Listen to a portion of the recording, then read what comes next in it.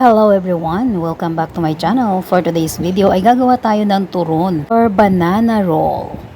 Sa paborito nating lahat. Ako ng turon at ang saging na ito ang gagamitin ko kasi dito sa Pakistan ay walang saging na saba. Iisang klase lang yung saging nila. Ito nga yun.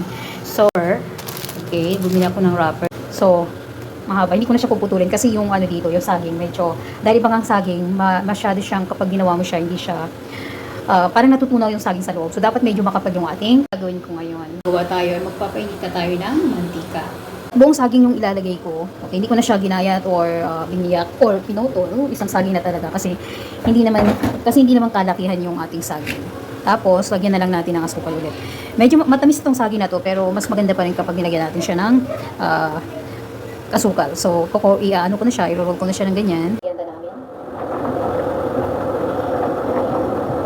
Para-paraan lang yan kasi nga wala nga sabad dito sa Pakistan. Hindi na makapaganta yung isang bata. Turon? Oh, so your wish come true without my knowledge. I'll be granting your wish without your knowledge. Without my knowledge. Oh, narinig nyo yun? Yun po daw sana yung naisip nyo. Makita nyo yung sagi sa lamesa. Kahit hindi ko naman nakalain yung ganun yung nasa isip. Yung naisip ko lang kasi nag-isip ko ng mamimerienda. Mamimerienda namin ang aking mother at ang aking sister-in-law. Kasi pag sila daw may sila sa mga biscuit, iyak naman hindi ako may sa biscuit. So, hindi ko nun. Kaya agad ko ako ng paraan para makapag-kaya ng aking gusto yan. Kasi iba yung ano iba yung brand ng kabalot. Kaya medyo hindi naman yun. Kaya kung masaras ng bahay, gusto ko talaga maganda. Ayan. So, gusto ko ako masakit. Kung siya, isa sa dalawang isip. Gusto ko siya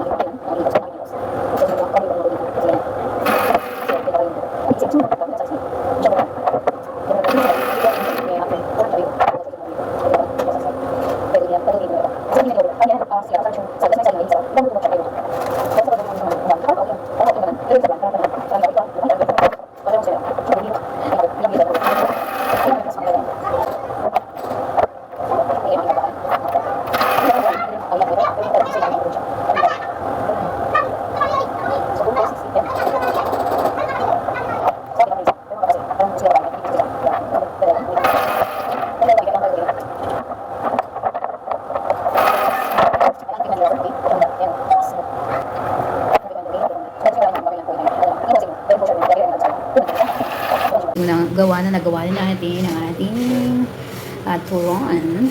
Yan. Lalagyan natin ang ating ginalog na turon. Dahan-dahan sa paglalagay kasi ouch. Parang dapat kami diba? Ganda yung pagkakalagay natin. Kung huwag itataas kasi titinamsik kasi yung mantika diba? Dahan-dahan yung ating paglalagay para hindi tayo matinamsikan ng mantika. Yan. Hindi siya bumubuka kasi nga maganda yung kanyang pagkabalot or makapag yung balot. Medyo kinapalan ko, dinoble ko yung balot. Ayan. Ayan, tingnan nyo. Hindi, diba? Hindi siya hindi siya hindi bumuka kung hindi nabuksan yung ating turon. Masarap yan. Kaya kapag nag-crave kayo, gumawa na rin kayo ng gamitin nyo. Pero siguraduhin nyo lang na maganda yung pagkakabalot. Kasi pag hindi talaga siya bumubuka siya o lumalabas yung saging sa loob. So, masarap kainin, diba? Yan. It's cook. Medyo nag-block na yung sugar kasi nga medyo matagal yung luto ko. Yan. Pero okay na rin yan. At least yung pagkamismus sa turon, diba? Ganyan. Dapat talaga makapal yung wrapper or else lalabas talaga yung saging.